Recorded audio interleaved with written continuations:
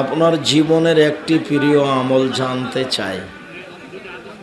আপনার জীবনের কথা বলেন।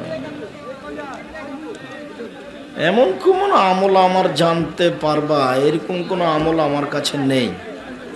একটা আমল, আমি 10 পয়সার ক্ষতি করি না,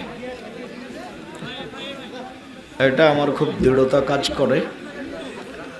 10 পয়সার ক্ষতি করি না।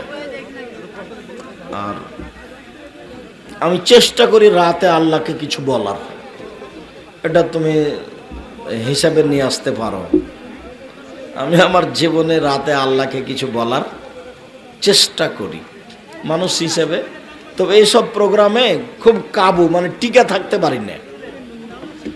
কোথায় ঢাকা থেকে গেছি সে নীলফামারী প্রোগ্রাম করতে, ওখান থেকে এসে আবার এখানে আসি, মানে দিনটাই রাত দিন সোজ, কিছু করা যায় না।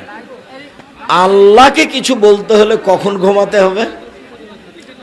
এশার সালাতের পরে।